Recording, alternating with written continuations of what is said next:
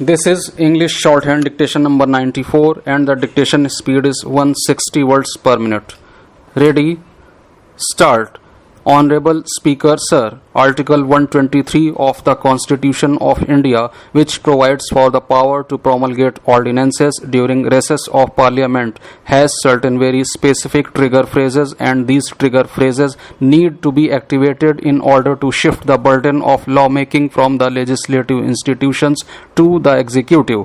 At a point in time when our GDP growth rate had been in a free fall for 7 quarters preceding the lockdown, and when all economic activities during the lockdown had come to a complete standstill, there was absolutely no rationale for promulgating this ordinance, especially when the Banking Regulation Amendment Bill was under consideration in this very House. The more appropriate way for the Honorable Finance Minister would have been to withdraw the bill when this session commenced, and she could have brought another bill with all the necessary amendments for the consideration of this House. This resort to the ordinance route in order to make laws is something which undermines the majesty of the Parliament, and it only exacerbates the attack on our legislative institutions. My second point is that this particular ordinance falls foul of Article 123 of the Constitution of India also. The objective of this ordinance is to bring district cooperative banks and urban cooperative banks under the control and supervision of the Reserve Bank of India. However, this particular ordinance falls foul of entry 32 in the state list. While I concede that banking is within the purview of the union list in terms of entry 45, the hair splitting which the Honorable Finance Minister has attempted by trying to segregate primary agricultural credit societies and long-term credit societies from district cooperative banks and implement the same template in the urban areas also is going to create utter mayhem in the agricultural economy because of the symbiotic linkages between the primary agricultural credit societies and long-term credit societies and the district cooperative banks.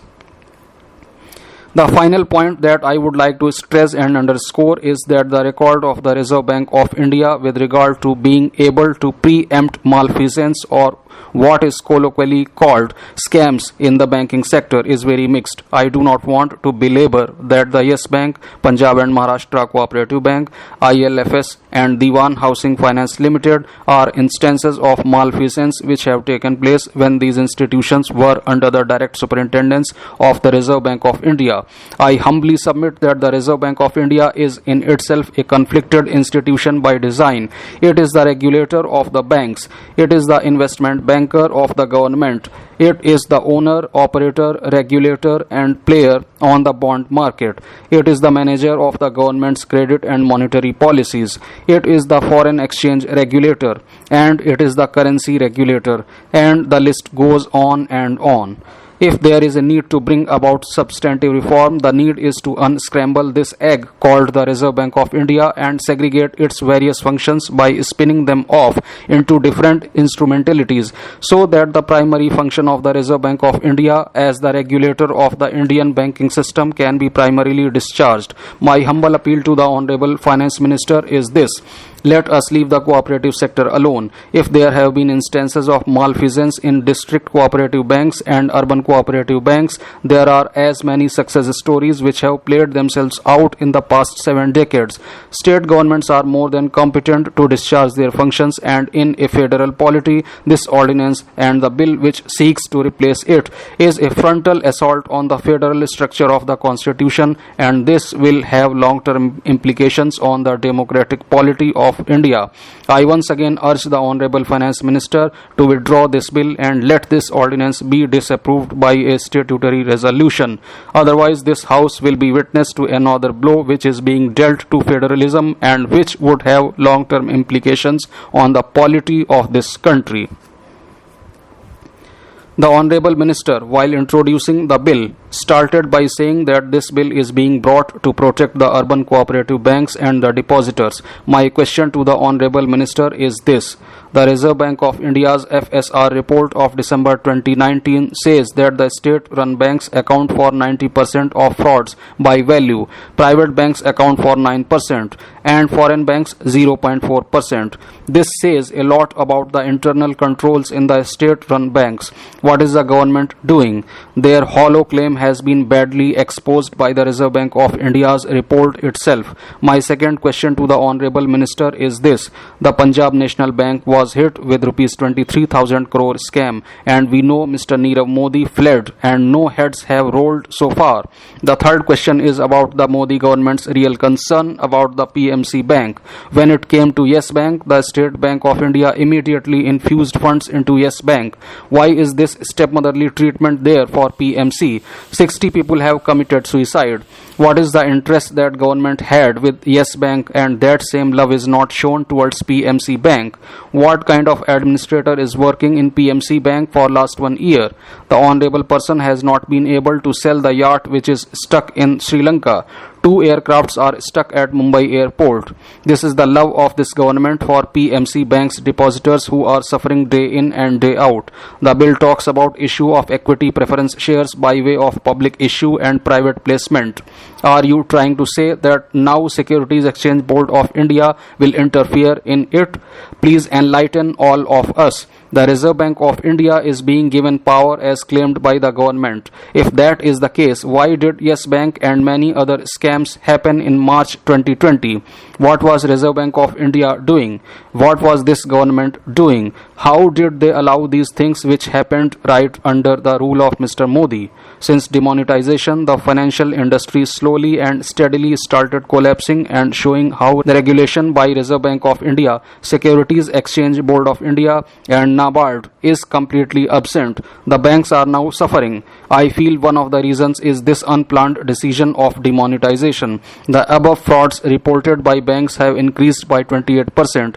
Who is responsible for this? One of my colleagues told me that the Bank of Maharashtra should not be privatized because it is running in profit. The government should not do it. The Modi government has this habit of weakening the federalism and encroaching upon the state list. You know for a fact what a state list is and what the central list is. Why do you bring such legislation? What are your designs? Why do you want to weaken the federalism of this country, which is the basic structure of the constitution? My last point is about the proportional voting rights. If they buy equity shares in cooperative society, it is a known fact that one member has one vote. Are you going to overrule that? Is it not a fact that in 2006 the Vishwanathan Committee had recommended that cooperative banks should be allowed to raise capital through non-voting shares? These are the important points to which the Honorable Minister should reply. For God's sake, I do not want the Honorable Minister to say that all these cooperative banks, Punjab National Bank, Franklin Templeton, etc. were acts of God. These were not acts of God. They happened because Mr. Modi is ruling the country and because of the misgovernance. This year, the Banking Regulation Amendment Act was introduced in the budget session, but the same could not be passed. In June 2020, the Honorable President had promulgated the ordinance, but it was withdrawn on the first day of this session and a new bill has been introduced. We are speaking on this bill right now. This bill is to empower the Reserve Bank of India to effectively handle the mishaps or the adversaries in private banks and also in the cooperative banks without any loss of public confidence or disruptions, and will allow the Reserve Bank of India to prepare the reconstruction scheme for failed banks without having to first make an order of moratorium on barring deposit withdrawals. This will enable the Reserve Bank of India find suitable suitors for a stressed bank. The Honorable Finance Minister has given the classic example of Yes Bank. Its subsequent rescue has prompted the Honorable Prime Minister Shri Narendra Modi to strengthen the hands of the Reserve Bank of India on this front.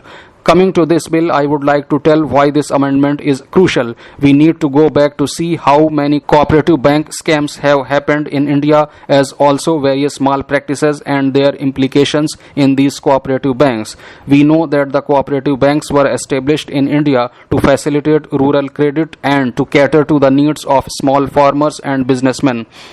They were popular with middle and lower income groups because of the high interest rate they offered as compared to the commercial banks. However, with the passage of time, most cooperative banks lost their purpose. Excessive state control and politicization further led to their deterioration.